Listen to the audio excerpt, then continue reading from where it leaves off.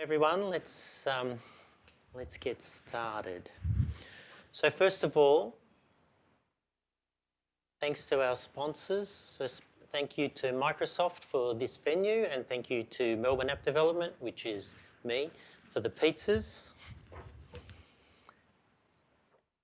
And tonight we have a giveaway. So last month we gave away a live XAML license, and we've got another one to give away tonight.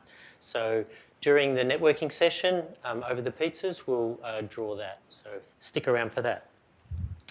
Before we get on to the meetup, I'd like to give you a message from our sponsor, me. You'll notice a flyer on your seats. That's for a course that I'm running. In order to provide apps for clients, what we've done is produced a persistence framework. So this is the part of your app that handles your databases, your syncing with your server, Wi-Fi dropouts, performance, supporting of your users once your app goes live, all that basic stuff that every app needs. Today we released an app called Stabilize. It's actually a rewrite of a Xamarin.Forms app. So we've done this for a client.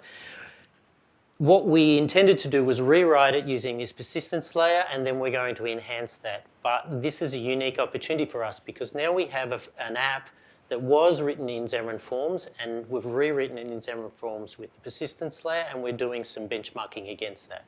So we haven't finished that benchmarking, but we produced the same functionality with 37% less source code, and we've got significant improvement on the app start time and also the syncing with the server. This course is intended to teach you how to do that. And it's not a course for beginners. So it's not a Xamarin beginners course. It's for those people. So if you're someone that understands Xamarin.Forms, so that's the XAML, MVVM, the basic structure of forms, you can actually build an app, but you're not confident about the whole end-to-end process and producing and releasing an app. So this is for you. So this course is, it's a once-off course. It's only a limited numbers. If you're interested and you're not too sure whether you're suitable for the course, then come and talk to me. If you are interested in doing the course, then we take MasterCard or Visa. You're supposed to laugh. So without any further ado, I'll hand over to Ryan Davis. So Ryan's flown down from Brisbane.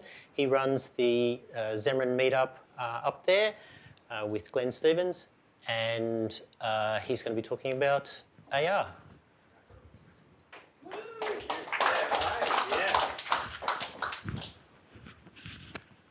Love an enthusiastic audience. How's my voice? Not my voice, my volume. Can't change my voice. I've noticed we've gone offline, so I'm just going to fix that first because it's going to cause problems later. Just give me a second. That should be good. How y'all doing? Good? Great? Yeah? Yeah? Anyone in chat? On Twitch?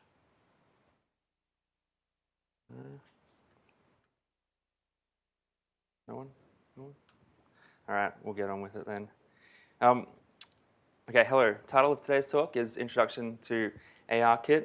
Obviously, given the setting we're at, this is Introduction to ARKit with Xamarin. For those that don't know me, my name's Ryan. As introduced, I do run the kind of equivalent version of this meetup up in Brisbane. I really like LinkPad. I also like mobile and particularly mobile with Xamarin. I've been doing stuff with mobile just as a hobby since like the 3GS, and back then it was like I'd do an hour of coding Objective-C, then an hour of Googling like how to write iOS on Windows or how to write iOS with C#. And so over time, I found the answer to my questions and moved into Xamarin. Last couple of years I've worked in Xamarin kind of professionally, so It's my day job at the moment. I have a blog and a Twitter there you can take a look at. I also have a GitHub. You may know me from libraries such as these ones. Most recently, the Essential Interfaces one, which if you use Xamarin Essentials, can be useful if you like things like dependency injection or mocking, because this generates the interface wrappers for those automatically. We don't really care about me, we care about ARKit. So what we're going to talk about today, before we talk about ARKit, we're going to talk a little bit about AR in general, and at some point soon I will tell you what those letters stand for. But most of this talk is going to be a walk through the kind of core framework features that ARKit offers you and how you use them to create AR experiences. There'll be a bunch of samples and demos, and then at the end there's a bit of a resource roundup. So if you're interested, you can go, I'll put the slides up, you can take a look at them in your own time and kind of learn from there. One thing I want to say is that, so I've given this talk a couple of times now. When I first put it together, I was kind of feeling very inspired by this game called Earthbound, which came out like 20 years ago on the SNES. So all of our demos today are going to be themed there. So if you see anything that you're like, that's not Xamarin, that's something else, it's Earthbound. So just look out for that. But yeah, introduction to ARKit. Just to get a feel for the audience, hands up here, who has played Earthbound? Kim. No, I know the truth. I'm kidding. Disappointing response though. Hands up here, who has worked with ARKit? Anyone? Yeah? Who's worked with like AR Core or yeah? Oh, okay, we've got a professional right here up the front. Like Unity or any of those? Yeah, okay. So feel free to call me out on anything. I wouldn't call myself an expert, just an interested individual who's spent a lot of time playing with the framework. But hopefully this will be useful, interesting to you as well, even if you've done a bit of work with it. All right, so first up, introduction to ARKit. What is it? Well, augmented reality. I'll give you my kind of brief, possibly a little bit naive definition. I like to think of it as the convincing integration of virtual content into the real world to create some kind of experience. So that's quite simple. It might be a little bit naive, but what I like to focus on is this idea of convincing, because what we're going to see today is a lot of camera feeds, a lot of 3D objects on the camera feeds, and we've been able to do that for a long time. Just put an object on top of it. What's hard about augmented reality is doing it in a convincing way. So making the experiences that you're creating feel realistic to you. So making things kind of work nicely with gravity or react to the surfaces, react to the ground. Things don't go through walls. Things respond nicely to lighting, that kind of thing. So AR is about kind of using aspects of the world to help make that experience more convincing. So that's my kind of brief definition. Wikipedia has a slightly longer one, which I'll just let you read now. Yep, okay, good. No, this kind of thing is better explained through examples, I think. So I've got these videos here. We're just going to play them quickly. So here's an example of, this user has a little joypad on the bottom of their phone, and they're using it to make a plane take off, and hopefully they'll stick the landing later. When we talk about things like convincing, we saw there was a shadow on the ground and it went along the ground. So that's used some knowledge of the world. It kind of ran along the ground as well, so it didn't clip through it. It didn't do weird things. So ARKit was helping that, or AR was helping that be convincing. We've got this demo here. I'll turn the sound off of a little virtual pet. You can see the pet is kind of reacting to our position, but it's also, we threw a stick, it landed on the ground. The pet ran along the ground, So doing these things without any understanding of the real world is difficult, so AR is helping us to craft experiences like that. This last one, which is cool, I think IKEA have something like this as well, as your kind of virtual home designer here, or space designer, so you can see they picked out a couch and they dropped it into the world. And I'm just going to scrub this one because it goes for quite a while, but they're making it bigger, they're making it smaller, they're putting desks in. Again, it all lines up with the ground. At the end, I think they kind of put something flush against the wall. So again, we're using the understanding of the real world to help us do this stuff nicely. So that hopefully gives you an idea of the kind of thing you do with augmented reality. Now that you've seen these examples, please manage your expectations down. We're not going to do anything as good as that in this talk. Good? Okay, so that's what augmented reality is in general. What is ARKit? It's a high-performance AR framework for iOS. So this comes from the Apple website. I've kind of cut out a bunch of words. A platform for developing AR apps for iPhone and iPad, so you can use it on your iPad as well, with sophisticated positional tracking and scene understanding.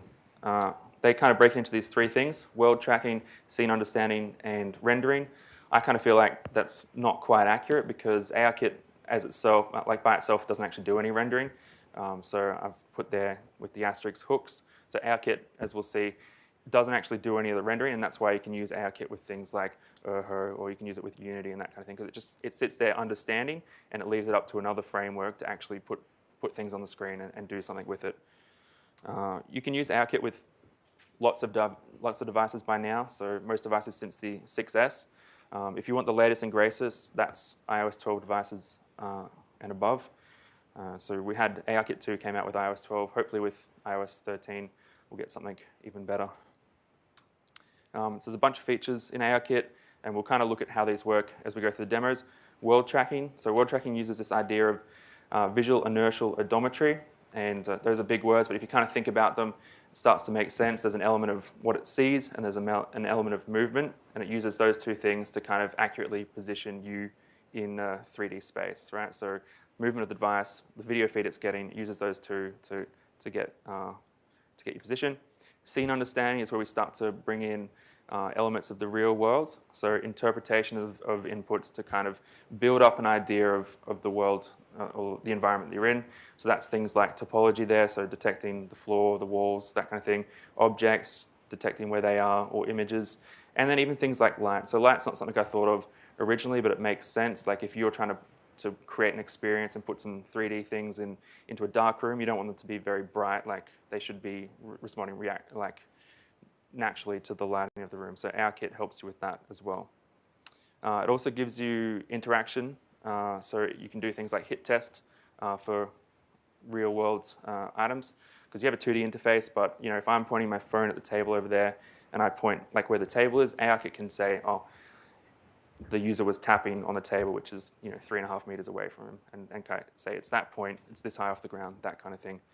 And then persistence. So ARKit lets you save the things that it's understood and use them later, or share them with other devices. So you can have shared AR experiences where two or more devices are kind of working from a shared understanding of the features inside it. As King says in the corner here, your app might not use all these features. These are all the things that are available.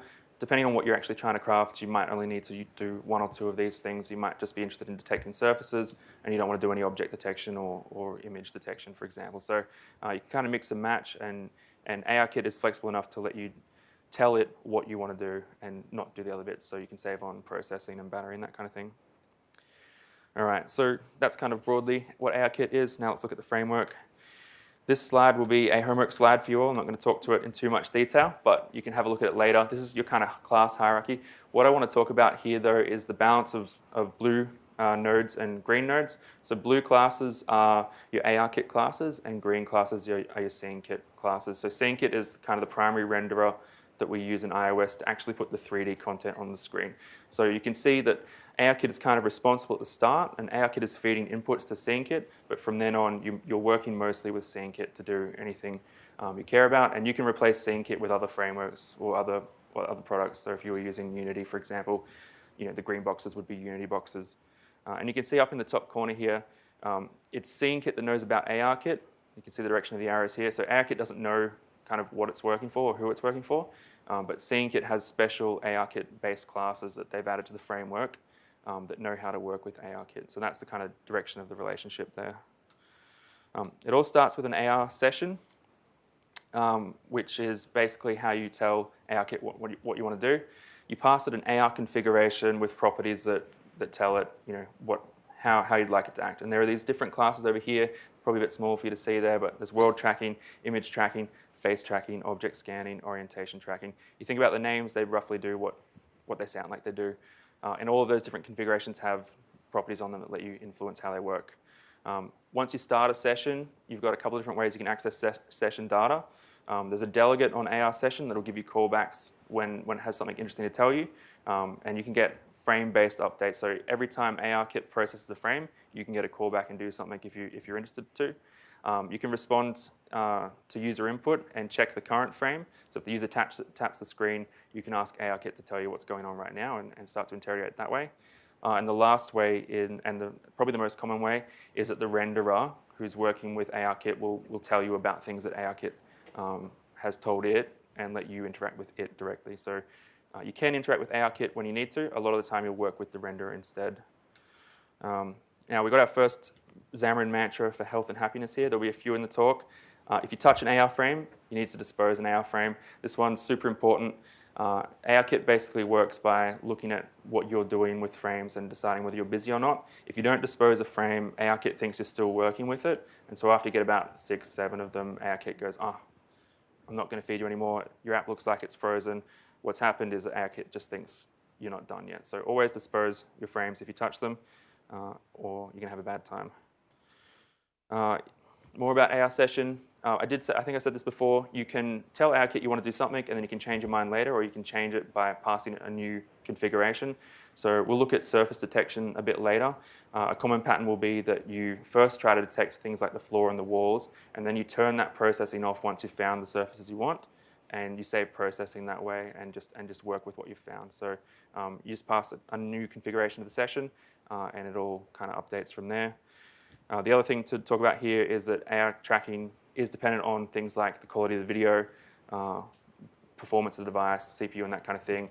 If ARKit's having trouble like understanding the world, it has a few delegate methods that it can tell you about that from. If you get callbacks there, you might need to kind of reset your state or tell the user, hey, things aren't going to go very well from now on. We'll see how that kind of works in the demos though.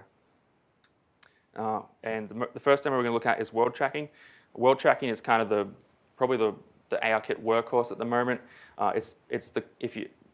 Most tasks that you're looking at are probably going to come out of a world tracking configuration. It's the thing that uses that visual inertial odometry, gives you 6 degrees of freedom positioning. Can't tell you off the top of my head what the 6 are, but it's kind of your forward, back, your left, right, your up, down, your angles, that kind of thing. When you turn on world tracking, ARKit's going to monitor your position automatically and kind of where you're facing. And then it's going to detect things like features, surfaces, objects, and images based on what you asked it to do. So if you said, I want you to detect the floor, then it'll do that. If you say, I want you to detect those objects over there, then that's what it'll do. And that's all set up in the configuration. There's a little image of the kind of things you can configure there, and I've put arrows on some of the interesting ones like detection images, detection objects, plane detection, so things like that. You set those. Whatever you set there is what ARKit's going to do for you. Another mantra for health and happiness, ARKit in the dark would be boring anyway. And this is really important. Accuracy suffers in poor lighting, so in dark houses like mine, or when the video input contains mostly plain surfaces. So if you're trying to, ARKit uses the video as well as the motion to work out what's going on. And we'll see in the demos, it's looking for interesting things that it can analyze from frame to frame to kind of help it understand how did you move, like how are you moving right now, and what's going on in 3D space. So if the video feed's very plain or if it's very dark, you're not going to have a good time, and we'll kind of see that in the demo. And it is time for our first demo. We're going to look at world tracking. This is going to be all R, no A, so all reality, no augmentation at all. We're just going to get an understanding for how ARKit works. Like I said before, Earthbound was my inspiration, so I just wanted to put this up here since no one's played it and give you an idea of what it looks like. So you can go, did he nail the brief or not? So we're just going to try and mirror to the screen now. And I don't know if you all know this, but there's this really cool trick. If you're in full screen, you can like 4-finger swipe like this to, Lachlan just taught me that right before, so pretending I came up with it. Okay, so we're mirroring to the screen. We're going to open our demo app. It's called ARBound. It's a play on Earthbound. How do you think we went? We've got the peppermint backgrounds. We've got the kind of font going. We've got the music. I'm going to call out attention to my shirt now, which is also peppermint. So if you think I'm not committed to this theme, you are wrong. Okay, so we're going to look at our first world tracking one. These are all sounds from Earthbound, so if you're like, why did he put that in there? That's why.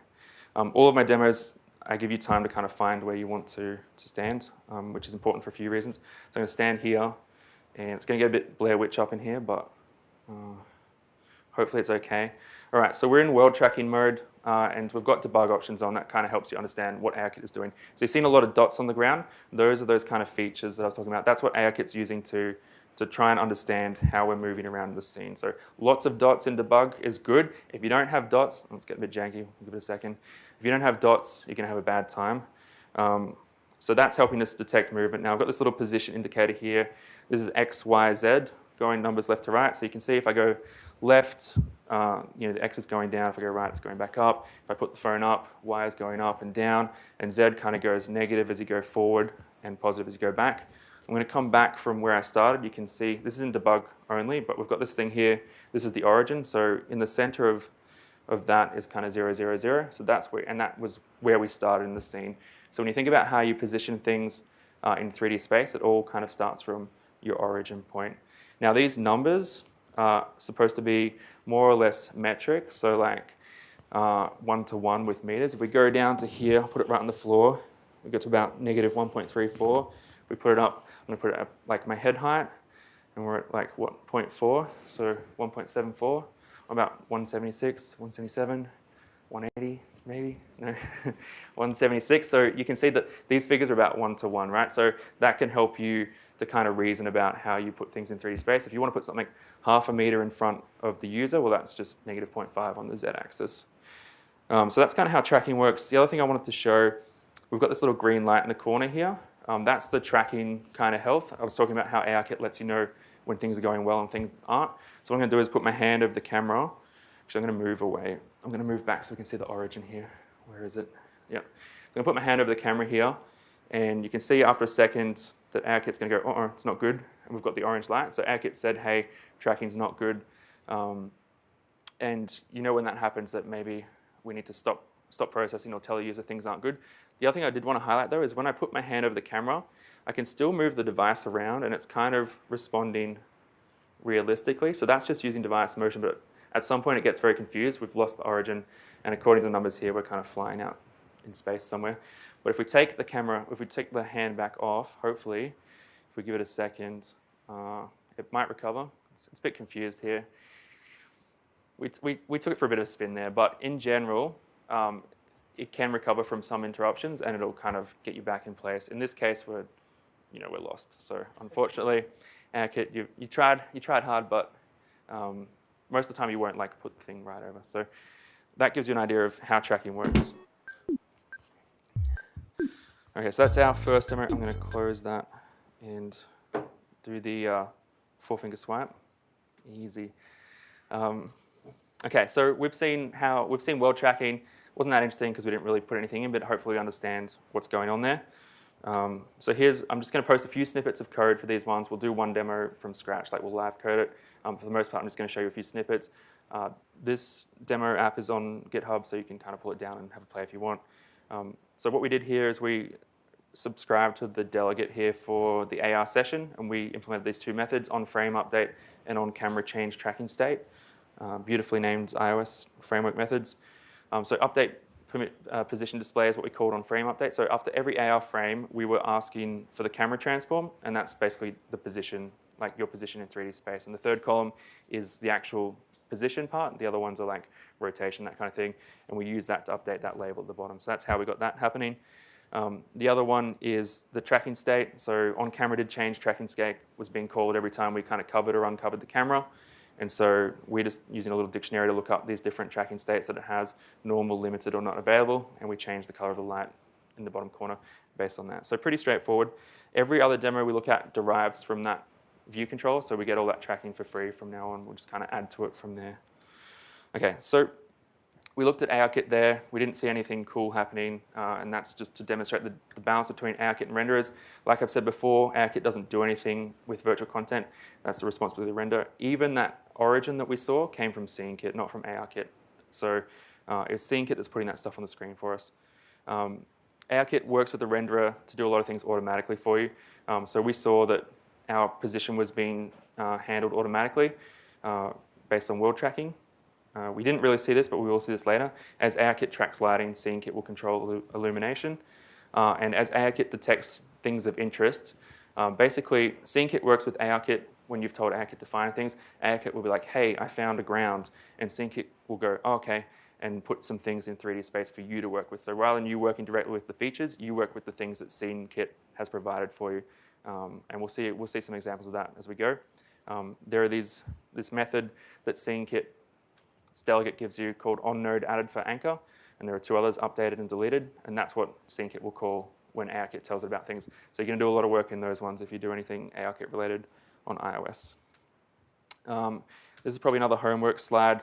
The takeaway from this one is that SceneKit is basically a node hierarchy-based framework. It's similar to other game engines you've probably worked with where nodes can have child nodes. Child nodes are positioned within the coordinates of their parent nodes. Similar to like a view hierarchy, nodes can have things like physics, sound, light, geometry, that kind of thing. So it's pretty similar to what you see. I've done talks on other frameworks, and I lift this slide from each one and just rename the classes there. So it's a pretty standard approach.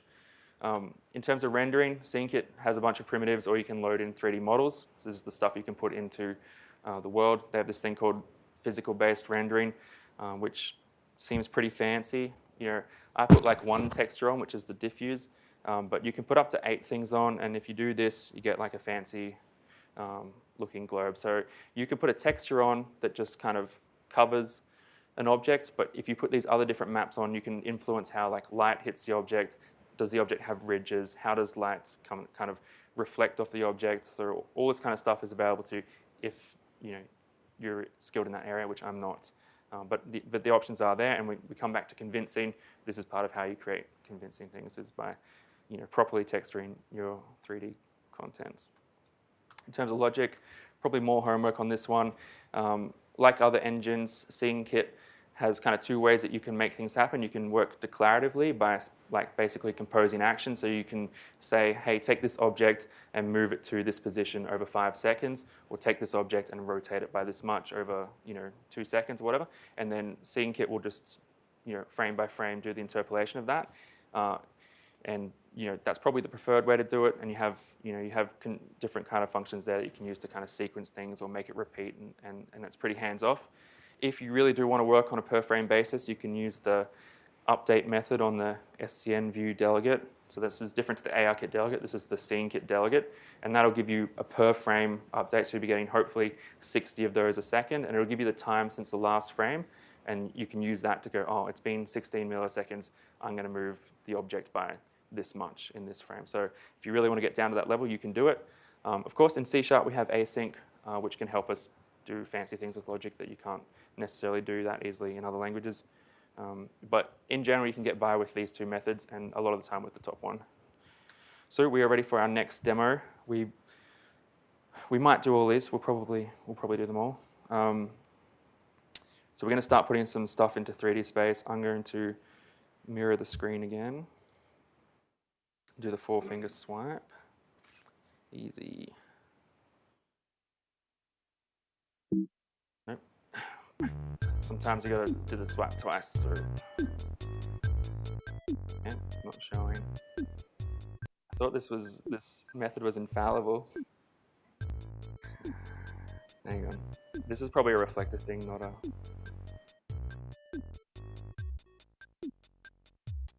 I'm just gonna stop reflecting. Try again. I can hear it, but I can't see it.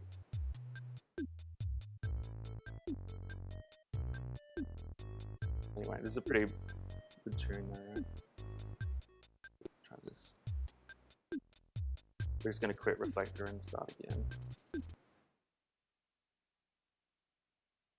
This happens most times, so. New code. All right, we're back. Okay, so we've got a few demos here. One is this predefined scene. So SceneKit has a UI that you can use to create scenes like with a mouse and stuff rather than using code. So we can do this one where we've written basically no code. I've meticulously put together this scene, which has placed I'll give it a second to start. It's placed a big red cube right on the origin. So we have to actually walk away from the origin to see it. But here we are. I picked that color myself. We can kind of go around it and see. It's definitely a cube. If we go up the top, we can kind of see on the top, and we can come underneath. So we've got this 3D cube. What we want to notice here is that I can move away from it, and it's kind of like staying where it should. So that's ARKit and SceneKit working together to move the camera, which projects this 3D content into the scene.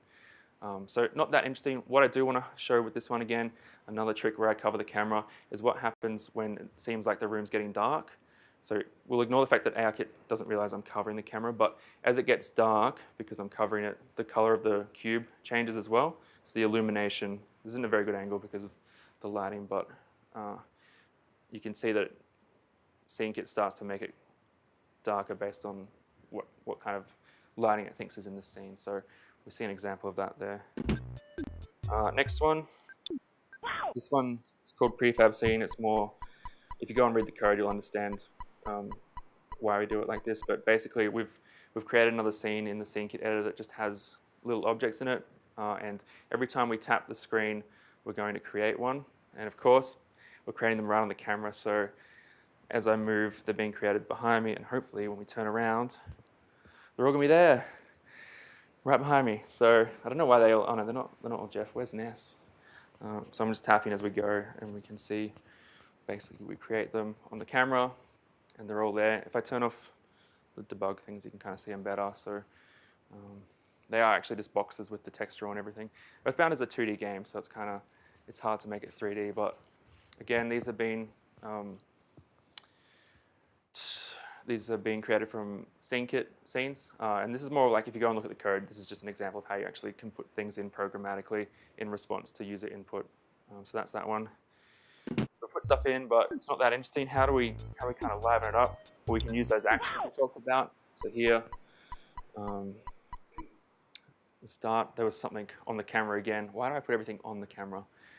Did you guys hear something? Is there something around here? I don't know. I just feel like there might be something here somewhere. Where is it? This usually takes a while to find, but if anyone sees a rocket ship, has anyone seen the rocket ship in this room? I know it's around here somewhere. Yes, I think we're giving away like a live XAML thing. Look, it was right there when we started. It might have gotten lost. We'll start again. Usually we find it quicker than that.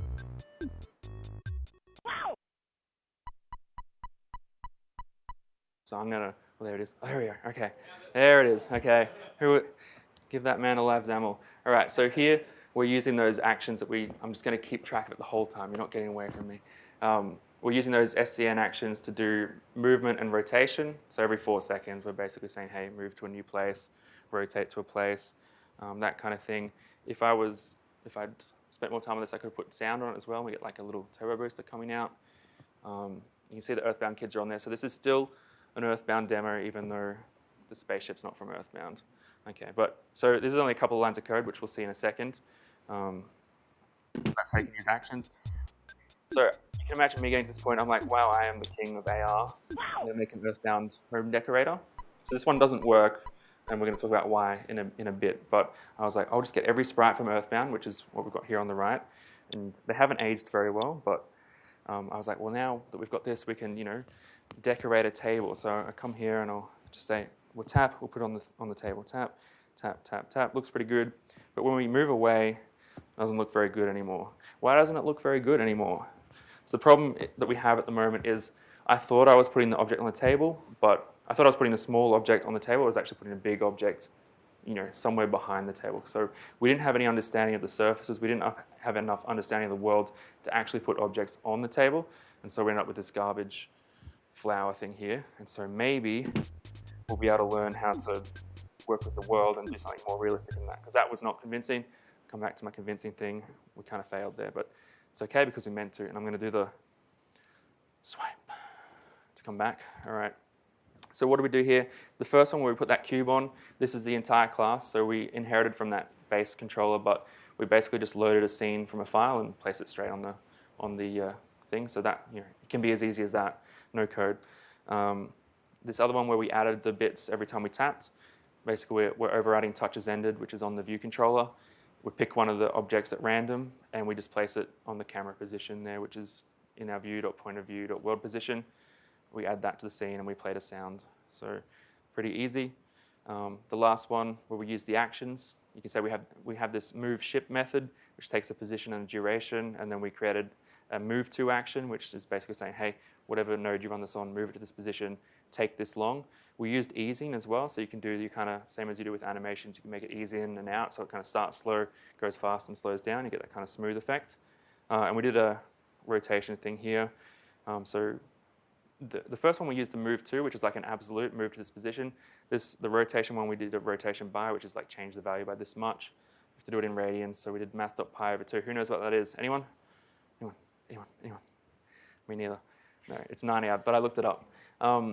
When you do rotation, you have to pass a vector as well, which says which axis to rotate on. So we're saying on the z-axis here by putting a 1 here, and 0 for the others means there'll be no rotation there. So you just put those in here, run action, and it's up to SceneKit then to kind of make it happen.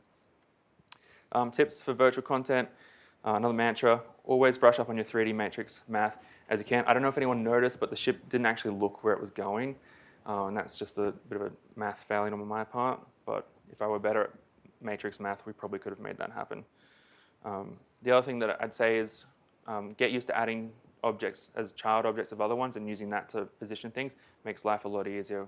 For example, when we put the characters on the ship, we put them as children of the ship, and then we can position them in terms of the ship's coordinates. So to say in the middle up here, and then whenever the ship moves, they get moved with them. So that makes life easier.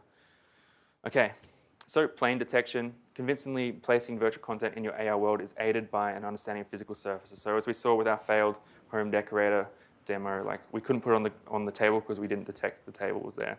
Since 1.5, ARKit can detect both horizontal and vertical surfaces, so floors and walls basically.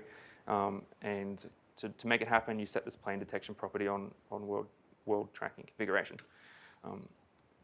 When plane detection runs, you don't get the answer all at once. ARKit kind of progressively builds up its understanding of things as it goes, and it gives you it tells SceneKit, and SceneKit tells you through these callbacks. So our favorites: on node added, on node updated, on node removed. So every time it thinks it's detected a new surface, it's going to call the first one. When it updates its understanding, maybe it detects this patch of ground here, and then it goes, oh, actually, I realized it's bigger than this. Then it'll call updated and tell you, this thing I already detected is bigger than I thought. And then if it thinks it got it wrong, it'll call on node removed to say, oh, it's not valid. But the other reason, and the more likely reason, is that it detected two separate planes. Like it might have detected two different parts of the floor, and then it realizes they're actually one continuous one. So it'll call updated for one, and it'll call removed for the other, and you'll get, you end up with one plane that's the whole size. We talked about AR plane anchors. No, we didn't. But that's what it's passing through this method. And it tells you kind of what's the orientation of the thing that it detected, how big is it, and as I said earlier, SceneKit will provide a node that represents it that you get to add things to. Once you have things like planes, you can hit test. So ARKit has this hit test method on the frame. So that's basically where you can say, if I touch this part of the screen, is there a real world object? If we cast out a ray from my finger, do we intersect with any real-world objects that you know about? So you've got that hit test method. Another mantra here, SceneKit also has hit testing. But they both work a little bit differently. ARKit uses normalized coordinates, so it's kind of from 0 to 1, 0 to 1. SceneKit uses like the view, so it goes from 0 to 340 or 0 to 700 or whatever they are. So if you try and pass 0.5 to SceneKit and expect it to be in the middle, it's not going to work. But if you know that, then you don't have to make those mistakes like I did. Hit testing, it seems like you can run this on every frame. So if you want to be checking every single frame, if you're intersecting with something, it runs pretty well, as far as I can see. And like I said, ARKit can detect not only against surfaces, but also against raw features, like those dots that we saw. I don't know really why you want to do that, but you can. I'm sure there's a reason to. Hit testing can be a good way to request input from the user. So if you want to, I don't know, maybe you want to do like a dice rolling simulator and you detect a few surfaces, and then you can ask the user to point at the one you want to play on, and then from then on, you kind of your game is focused on that one area of the world. So it is time for another demo, which means it's time for another 4-finger swipe, easy, and some mirroring. So we're going to try and detect some surfaces here. This one's going to be a noisy one. Well, they all are kind of noisy, but we talked about those methods: on node added, on node updated, on node removed. So we're going to get a different sound every time SceneKit calls one of those methods for us, which will help us to kind of understand. Why did it jump like that? Who makes this garbage?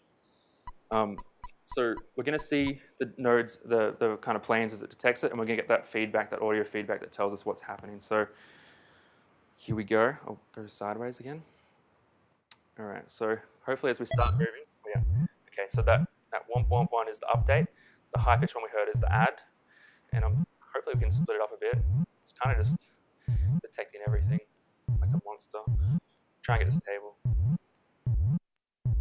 So you can see it's painting over everything, which is not ideal, but we're starting to detect the table here.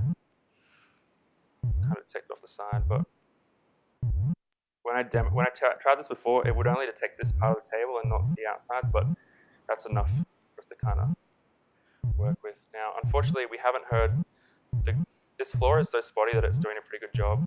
At my house, it kind of turns into a big patchwork and then slowly merges it up. But we'll go with this for now. So you can see we've detected some flaws. I'm going to tap this button on the left, which turns off detection, and we move into hit testing mode. So you can see we've got this little crosshair in the middle now. It goes green when we're focused on something, and grey when we're not. And basically I've wired it up so that if we tap, we're going to drop things in 3D space above it, and now they can land on the ground. So hopefully if we do it on the table here, we can land them on there. Well, they're going to fall off and onto the ground, but that's okay. So we'll see if we can get one to land on there. Yeah, that's good. If they drop off the side here, they kind of fall off into the void, unfortunately, because we stopped detecting the floor. But you can see now, and if I turn off the planes, it's not perfect, and that's probably more about my math than anything else, but, and I'll turn off debug things as well. How do I do that? Yeah. So now it's kind of like, yeah, we're dropping things on the ground, we're dropping things on here. This is a bit more realistic than my home designer thing. If we go down, it's all right. They're obviously floating a little bit off the ground, but this is now getting a little bit more convincing than the home designer was before. So that's how we can use detection to kind of make that happen. Yeah. All right. Let's have a look at swipe. Okay, so let's have a look at how that worked. Okay, so react to detected planes in these methods. So here's on node added for anchor. That's getting called whenever it found a new one. Basically, there's one method that gets used for all types of tracking. So if you're looking for surfaces and you're looking for objects and you're looking at images, the first thing you want to test is what type of anchor it is. Because if you want to work with planes, you don't want to get an image through and do the wrong thing. We changed the color based on whether it was a horizontal or vertical one. Well, we actually I didn't point at any walls, so we only detected blue surfaces. This method is a bit involved, but it was what created the floor and put physics on it. And then we just add it to the ground. We play some noise. Then there's the hit testing. So we did this on frame update. So on every frame, we ran this method, which is the frame.hitTest. We passed in 0.5, which is the middle of the screen. And then based on whether we had a result, we made that crosshair gray or green. And if we did have a result, we played that little noise. So we got that little dit. So that's how those ones worked. Tips for plane detection. It's the same mantra that I've already provided because it's still important. Always brush up on your math. And encourage users to work under good conditions, so like good lighting, interesting ground, and that kind of thing. And yeah, turn off plane detection once you have the surfaces you need. So you save on processing and battery drain, comma. What's the comma for? And you get a more stable experience for users. So this is kind of important. If you are detecting, say we detected that table and we start putting things on it, if we leave plane tracking on and later on ARKit decides it's bigger, like maybe it detected those other bits, if we put a texture or something on the table, it's going to stretch out or it's going to go weird. So at some point you want to just commit to what you found and go with that rather than have it running the whole time. So use the bug features but sparingly. I don't know if this is real or not, but the internet said if you have those dots on, if you have the bug features on, the accuracy of everything gets worse. So I don't know. I'll put it there anyway. Okay, next. Oh yeah, did I put a view on this? Yeah, I did. We'll just wait for whatever PowerPoint's doing to do what it's doing. Okay, image detection, sorry. ARKit can detect images by comparing a set of reference images that you provide. So if you want ARKit to find things, you can give it 2D images and then it will start looking for them the same way it looks for nodes and things like that. Instead of getting a plane anchor, you'll get an image anchor, which is telling you about the thing that it's found. ARKit also supports image tracking, which is like, compared to detecting images like finding it at one time, tracking it is being able to follow its movement in 3D space once it's been detected, which is pretty cool. Here's an example of image detection where you kind of put your phone over a dollar note and it goes, hey, it's a US dollar. Here's an example of image tracking. This is why the video's in here. Don't know if there's volume or not. But you can see there's a card here, and they'll be able to move it around and the contents responding as well. So that's pretty cool. Why don't we do a demo? This is one where we're going to try and do it live. So we're going to do a bit of live coding here. Pray to the demo gods that it goes okay. We're going to start with the swipe. And I'm going to put this here. And we're going to bear with me for a moment while I set up my little stage here. Does anyone know any good jokes? Any news in the Xamarin space? No, nothing. All right, I've got this really cool contraption here that will hold my phone up so I don't have to hold it while I code. And we're going to, yes? The question was, when you detect an object, Yep. does it get like a unique ID so you know if you're looking at the same object again? Yeah, so nodes have IDs, and you can also name them yourself. If it's coming from an anchor, like when we do things like image tracking, your images that you're tracking already have identifiers, so you can refer to them with those. If it's the ground, then I think it has a unique identifier, but you can also kind of put it in a dictionary or something like that, so you know what you're getting back later. But good question. Let's see if we can get this debugging. Let's go Visual Studio for Mac. All right, so the game for today, the task for today is we want to make an Earthbound card game, right? I've decided I really like Earthbound. I want to make a card game. I think there's a big demand. I come to Meetup after Meetup and no one's played it, but that doesn't deter me. I think that the market is there, and so we can make one. We're going to make a game, card game. The problem is it costs money to print cards, and we've got to find a factory and stuff. What if we just got people to bring their own cards in, and then we could just turn those into Earthbound cards? Well, that seems like a great idea to me. Does anyone else think that's a good idea? Yeah, yes. I like it when the audience is enthusiastic. So let's see if we've got a camera feed here. A little bit, not quite what we want.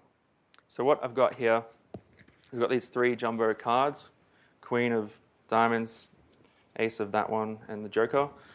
Not a big card player, I'm more about Earthbound. And what we've done is, before this session, I took photos of those cards, and hopefully we can open this thing. I took 2 sets of photos, but we're looking at cards too. Basically, I took photos of them and I added them to my assets thing here. And I've named them A for the Ace, J for Joker, not Jack, and Q for Queen. And we had to also indicate how big they are. So I took a ruler out and measured it. It's 8.5 centimeters across.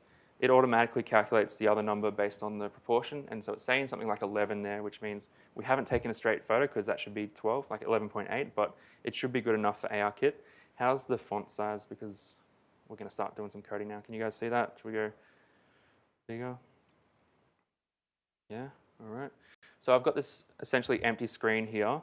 For image tracking, what we want to do is use not world tracking, but ARKit gives you a special image tracking configuration. You lose a lot of the world tracking powers, but you get the ability to track things as they move. So rather than, if you just want to detect things, you can use world tracking and you get your full movement tracking. But if you want to do image tracking, you lose your movement tracking, but you get the image tracking stuff. So we're going to change this to image tracking configuration.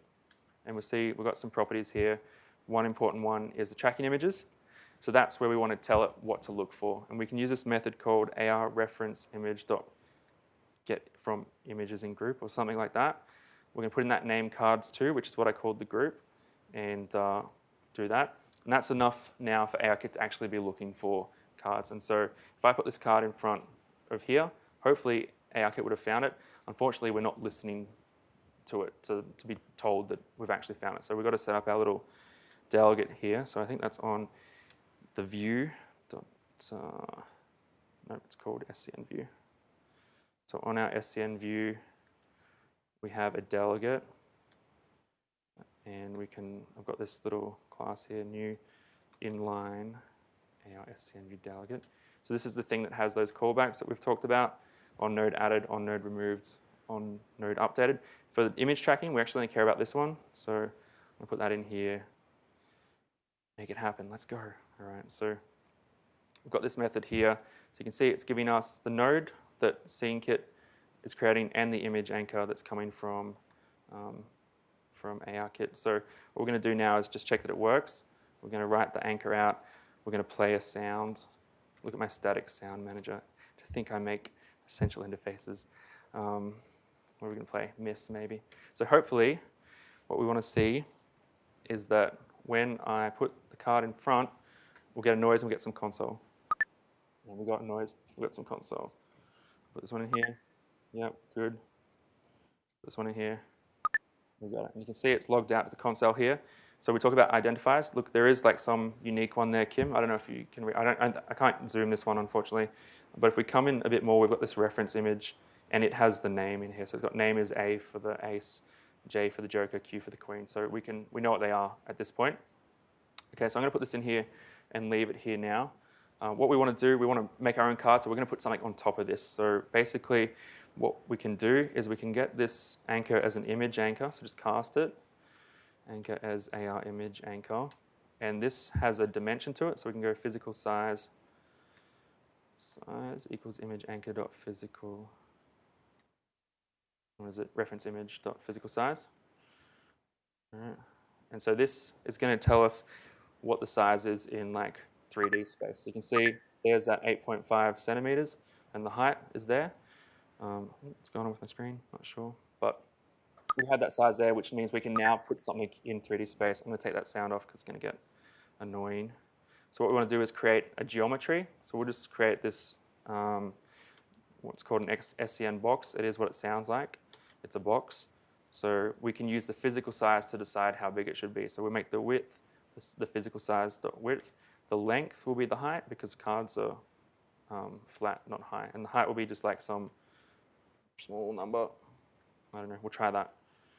It's got to be a float. And we're just going to ignore my bad formatting. I don't know what that does, but everyone always sets it, so I'm setting it too. So that's a geometry, which gets added to a node. And we can put materials on geometry to make them visible. So we can look at the first material. We'll set the diffuse, which is like the texture, when we looked at those 8 different things.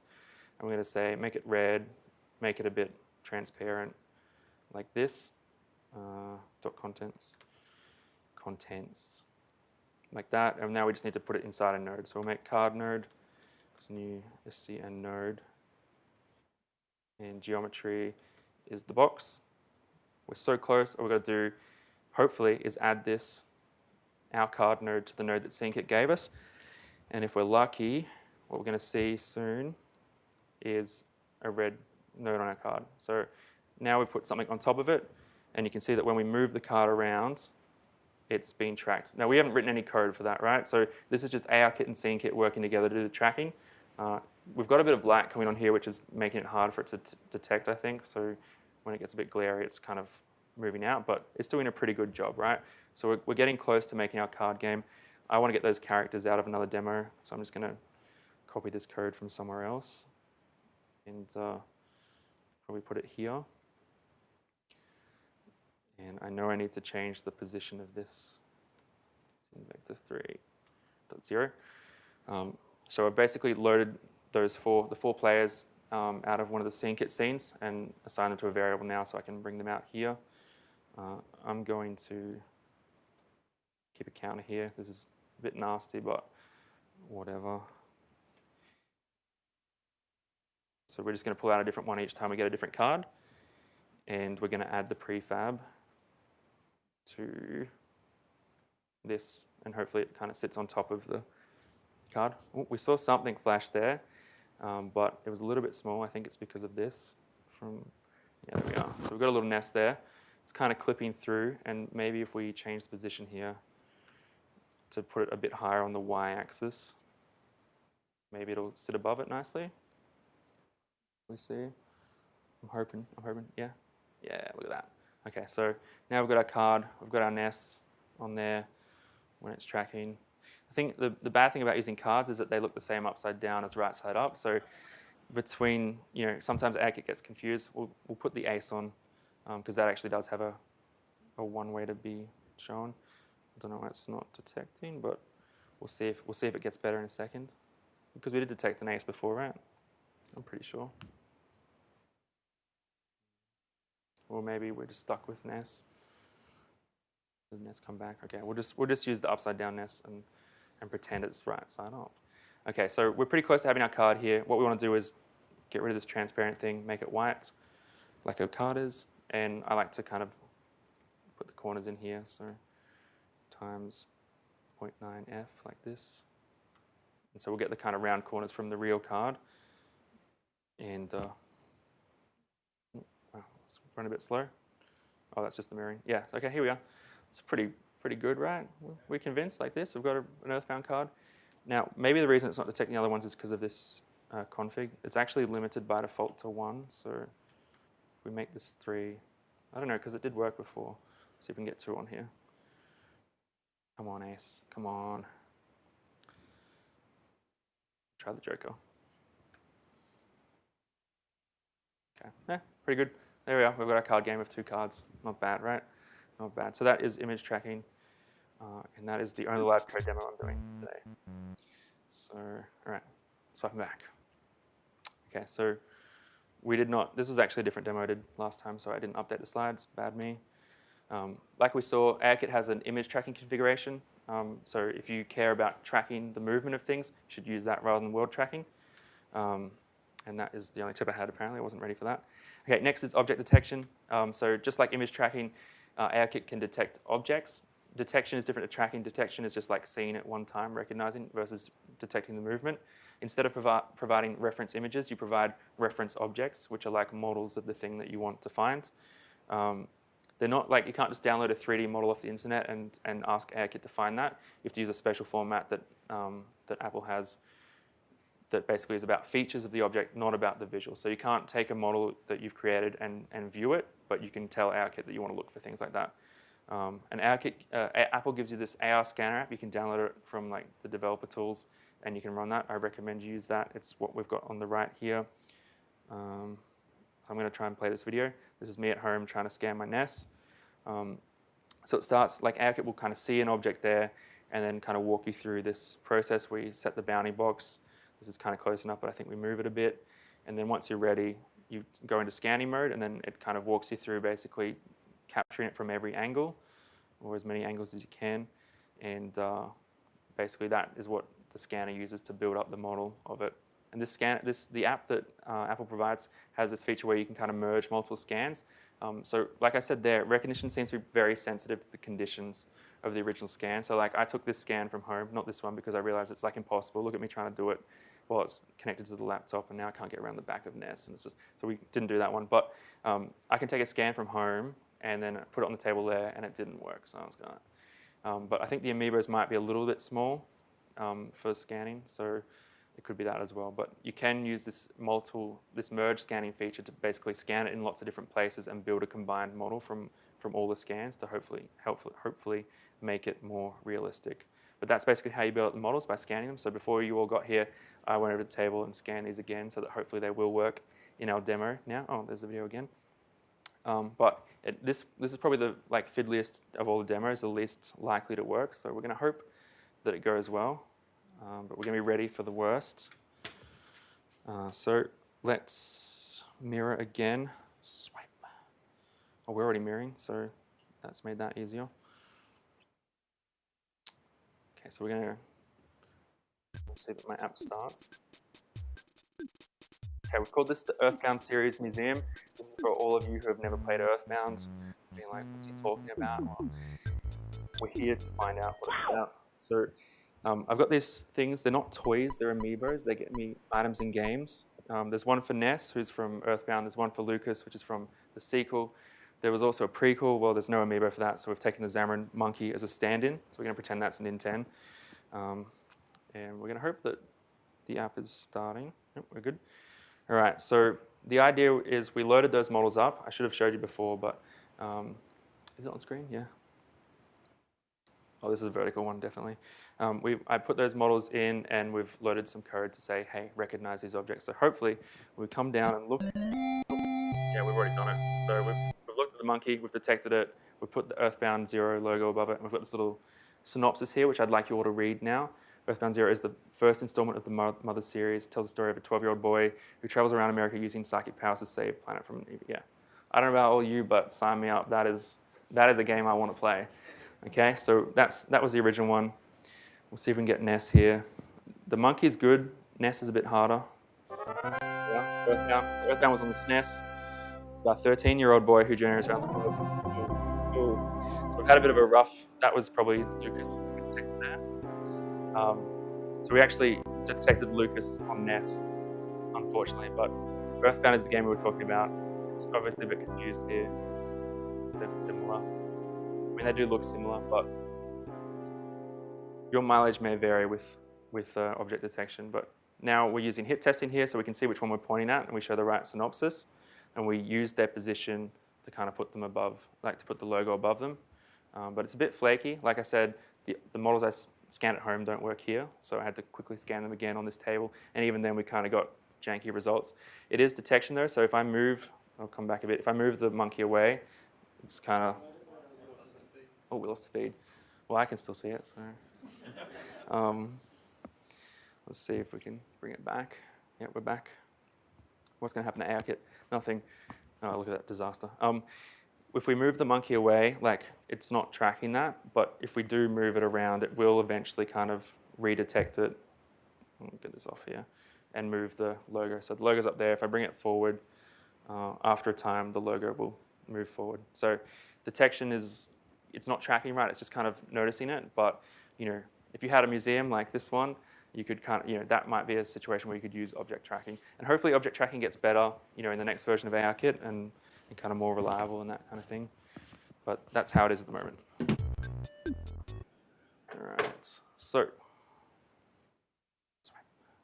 Okay, so, I almost didn't put this demo in because it was a little bit flaky, but in the end, we saw it kind of worked. So for this, to make this work, you set detection objects. I have an AR reference group with those models in there. That's how that worked. And again, on node added for anchor is where you handle them being detected. Like I said, scanning is okay. Use merge scans to get better models, and hopefully, hopefully you get better results. Okay, the last kind of thing we're going to look at is face-based AR. So we've done world tracking, we've done images, we've done objects. We can do faces as well, which is cool. So ARKit lets you do face detection, face tracking, and expression tracking. Instead of getting image anchors, instead of getting object anchors, you get face anchors, which includes geometry about your face. It's not like a perfect model of your face, so you can't use it to like recognize that it's me and not you, but it's more about the expression and the kind of things that your face is doing. And that's exposed to this thing called blend shapes, which is, I can't remember how many there are, but there are a lot of different properties that are basically describing like, is your eye open, is your mouth open, is your brow up or down, that kind of thing. So I've kind of showed a few examples over here. And it actually gives you left and right sides for those. So you can react to the left side doing something or the right side doing something like that. Straight into a demo, we're going to be looking at me for this one. Swipe. We're already here. So face detection is really quick. If I put this up, you're going to hear a spooky noise as soon as it sees me, which is going to be immediately. Okay, so pretty cool, but we don't want to see my face like this. We want to see my face with a mesh on it, I think. Okay, so wow, how about that? So you can see now we're using tracking, we're implementing that on node updated, and we're putting the mesh on top of our face. So it's tracking my mouth, we put the peppermint on, so I'm looking pretty coordinated at the moment, but pretty horrible. Even worse with the debug options off, I think. But it's pretty good at tracking, like, I have to kind of go right out of the frame to make it not detect me anymore. And we'll look at expression monitoring here. So here we're going to highlight, the expression that it's detecting at the top. It's probably a bit small for you to see, but it's the top 5 features. And then we can do things like if I open my mouth a lot, we can react to that. And I think if I smile, no, frown, Can't remember which ones I coded, but wow definitely works. So you can test on these properties and see where they cross thresholds to respond. The other way that you'd usually use them, you'd probably use them is use them to kind of control things that you've added to the scene. So if you've seen Animoji, where they have the fancy masks, if you look at like the eyebrow going up value, you can kind of manipulate that part of the mask to go up. Or if they do like a wow, then you can make something explode off the side. So I think that's the kind of purpose for those features, more so than trying to detect expressions, which you can do with other tools. Right, I almost tabbed when what I needed to do was swipe. Okay, so pretty straightforward. We used AR face tracking configuration here instead of world tracking. You get the same callback. We played the spooky sound when we detected things. Here's my detecting mouth open. So basically, we did a very naive method of keeping the last set of expressions in the current one and just comparing them. So if we crossed over 0.85, like if we were below it last time and we're above it this time, let's make the noise. And here's an example. We didn't see this in the demo, but using the actual value to multiply. So there's another demo that's not in here where when you put your eyebrows up, Zamagons come out, and depending on how high the eyebrows are, they go higher. So that's the last demo. We're now in the wrap-up time. I know we're running out of time. Peter's probably here. Here's your one-stop, like your one slide that tells you how to make an ARKit app from scratch. The docs, you kind of have to go around to find these, but make sure you put the things in your P list first. So you need to put your camera usage in there. You need to put your device requirement of ARKit. Add a SceneKit view to your UI view controller. Choose the configuration you want, like world tracking for what we saw, or image tracking to do funny things with cards. You can put any setup into your scene, and then call run when you're ready to go and respond to the delegate methods that come back. So this will get you started. This is everything I've learned in one slide, except for these mantras, which are also important. Touch an AR frame, dispose an AR frame. AR in the dark would be boring anyway. Always brush up on your math if you can, and remember how hit tests work. And save yourself some time. In terms of things I didn't cover, we have walked through quite a lot of the framework. We didn't touch any of the persistent stuff, so saving your world tracking to storage and then restoring it later, and none of the shared experience stuff, so sharing between different devices. There probably are some other things, but we covered most of the core features in ARKit at the moment now. These are the resources I found most useful in kind of getting up to speed. From a Xamarin perspective, the posts from Larry O'Brien are very good. He kind of walks through the original ARKit features and then the new ones in iOS 12. He probably also wrote the docs, which are also good. I'd go to the blogs first. They're kind of more conversational. I preferred them. This book is very good, ARKit 2 by Tutorials. Costs about $40, and it's written for Swift, so you have to do some translation, but it's pretty straightforward. It goes through a lot of features as well, so it's a good one. And there's this hashtag made with ARKit on Twitter. That's where I got those original demos from. Mysteriously stopped tweeting about, 6 months ago. Don't know what's going on there, but there are some good demos there. And that is the end of my talk. Any questions? Yes. Question was? Yeah, the question is, did you try to use any other 3D renderers like an Urho Sharp, for example? I haven't actually tried. I think that if you were looking to do cross-platform, I would, I don't know whether I'd recommend doing it all in ARKit by yourself and AR Core by yourself. It's definitely a way if you want to make a cross-platform and free shared code. Yeah, I think so as well. We've got time for a couple of questions. Anyone? Excellent, because the pizzas are here. Okay, good. Perfect. So thank you very much, Ryan. Thank you. Now, before we finish up, I do have to, don't have to. I want to thank Lachlan Gordon up the back there has helped us with the audio and the video tonight. And of course, Kim Philpott, who organises this with me. He's up the back there making sure all this happens and streaming this live on Twitch. The video will be posted up on YouTube. It actually usually takes us a few days to do that, so be patient. And the presentation pack will post up on the Meetup. Yeah, I'll put those slides up and link to the GitHub and stuff if anyone wants to pull it down and have a play. Excellent. Thanks, everyone. Pizzas.